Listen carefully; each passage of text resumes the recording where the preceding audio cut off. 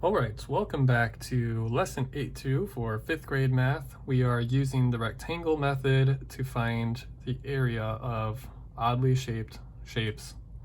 I ended the first part in a panic because I was running low on time, and I don't even know how I'm going to edit this after. Maybe I just cut that part out and you didn't see it. Or if you did see it, I made a mistake and I had to cut the video short. But I wanted to take some time, I didn't want to have to rush it, to show you how we're going to do ones that are a little different than what we've seen so far. The example on page 279 and even number 1 followed this pattern where we could just make a rectangle, find the area of the rectangle, and then split it in half. But there's a problem with number 2. The shape really is almost complete, but there's only a teeny sliver that we're missing at the end. So it wouldn't really make sense to find the area of this entire shape and split it in half to find the area of this shape, because this little sliver at the end is not half of the entire rectangle. So let's talk about a different strategy. First, we're going to start the same way. We're going to turn it into a full rectangle. So I'm going to pull my Roadrunner away, and you'll see that I've already done that. Again, in pen, it can't be erased. That's the problem when you use pen. So here's what the full rectangle looks like for number 2. And so we can start the same way. Let's find the actual area of the whole rectangle, this entire thing. And I'm noticing a length of 1, 2, 3, 4, 5, and a width of 3.5. So I see 5, 10, 11, that's 2 halves right there, 12, there's another 2 halves, and then a half. So the area of the rectangle I'm going to put on a notebook was the rectangle equaled 12.5 square units. Okay, cool. So we talked about, we have the area, it's 12.5, but splitting it in half is not going to help us today because it's not a triangle that goes this way. You'll notice that the only real triangle we made was this small little guy here. And so if you're paying particularly close attention, you may have noticed that I made a rectangle within a rectangle. So here's the big rectangle, but follow the blue pen. I made a smaller rectangle within our bigger rectangle. And now you'll notice that this, if you only look at this part, now it's starting to look like the rectangles that we dealt with in number 1 and on the page before. So follow me on this. Let's find the area of this mini rectangle first. And we don't even really have to draw anything out because we can probably see the area is 1 square, 2 squares, and a half. So I'm going to go back to my notebook page and say, like, small rectangle, I'm just going to call it small, okay? Small rectangle area is 2 squares and a half. Okay. Now, to find the missing portion here, we're going to use the same strategy that we did for 1 in the page before. We're going to take our area of this small rectangle and split them in half. So we're going to take this 2.5 and divide them by 2. And in part 1, I told you, or I shared a strategy with you where you can divide fractions by just multiplying the reciprocal. And if that sounds crazy, I'll show you what that means again. First, let's turn him into an improper fraction. 2 sets of 2 would be 4, and then another 1 would be 5. So he would now be 5 halves. And we're going to multiply the reciprocal. I know 2 as a fraction is 2 over 1. So the reciprocal of 2 over 1 is going to be 1 over 2. This is called the reciprocal. So to divide fractions, you can take that first fraction and multiply them by the reciprocal of the next one. So we're going to do 5 halves times 1 over 2, also known as 1/2. And that gives us 5 over 4. Because remember, when we multiply, we just go straight across. So this tells us that half of 2.5 is 5/4, which we can reduce. 4 goes in the 5 one entire time with 1 left over. We'll keep the denominator.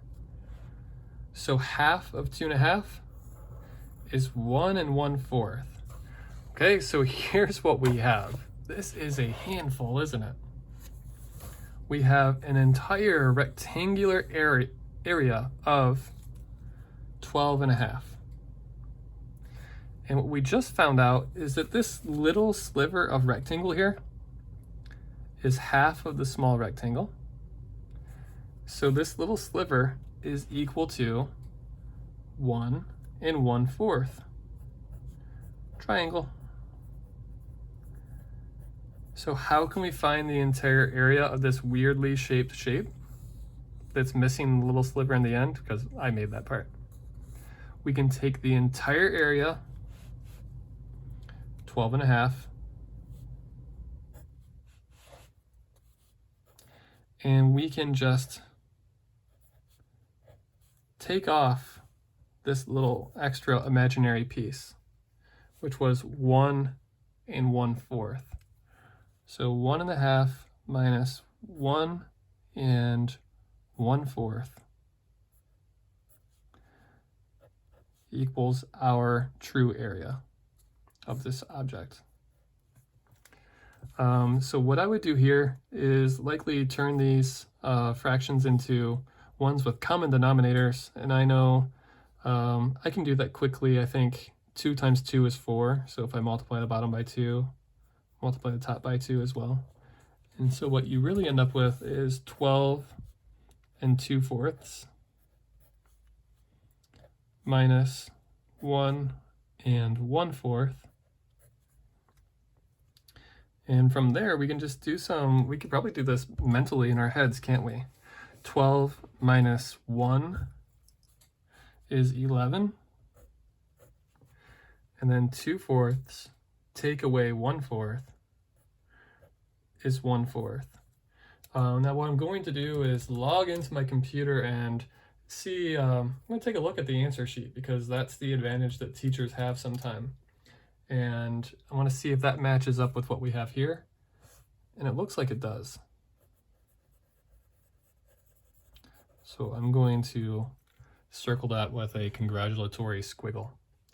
So long story short here, we found the entire area of this imaginary rectangle, and then we found the area of the smaller rectangle, split them in half to find how much this little sliver is worth, and then we took that sliver away to find out how much this actual shape would be worth in area. That was 12 2/4 minus the 1 1/4. Confusing? Yeah, there's a good chance it's confusing.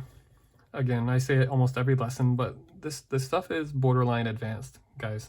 This is stuff that even in middle school, even in high school, even adults would have a hard time breaking down. So I don't know if I have enough time to go through the rest. I do have the good news of number 3 is going to be more like the traditional ones that we did in 1 and on the previous page. So for number 3, you're just going to make a rectangle, find the rectangle area, and then split it in half, and you're done. Number 4, though, is going to be another one of those funny ones. So maybe I do have a couple of minutes if you would like. I'm going to have to imagine that you would like. I will show you how I would set number 4 up. So I would follow the same routine we've done for the first couple. I'll go ahead and turn this into a rectangle.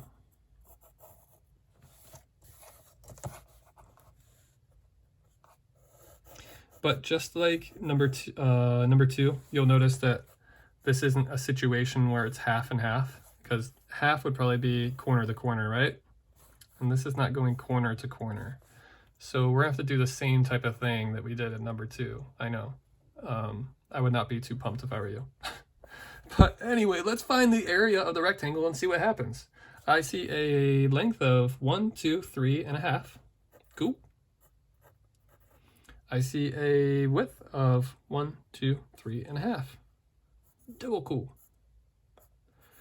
So that means we have 3, 6, 9, 10.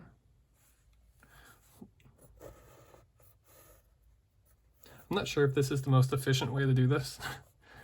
11, but I guess it shows you there's a lot of ways to come to the same conclusion. And then I'll take a half here and a half here to make 12. And then it looks like we have a quarter, also known as 1/4 left. So I see a full rectangular area of 12 holes and a 1/4.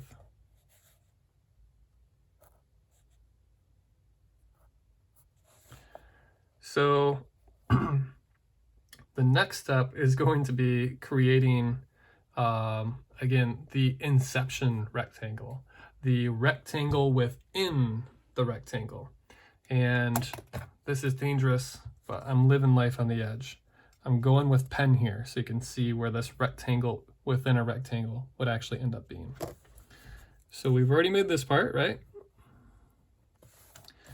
This time we're going to find the corner of that triangle, which we talked about how the corner is not in this corner, it's right here. So we're going to find that corner and then we're going to make a rectangle out of him. And so now what you're going to end up with is a rectangle within the bigger rectangle. And so now, if you really look, if you take this part off, now you're back to normal, where you have 2 triangles making up an entire rectangle. And so we're going to find the area of the smaller rectangle. And in this case, it looks like we'll have to ignore these guys. That's for the bigger rectangle. For the smaller rectangle, I see 2 squares and a half by 3 squares and a half. So I guess I forgot, he could have stayed. So 2.5 times 3.5.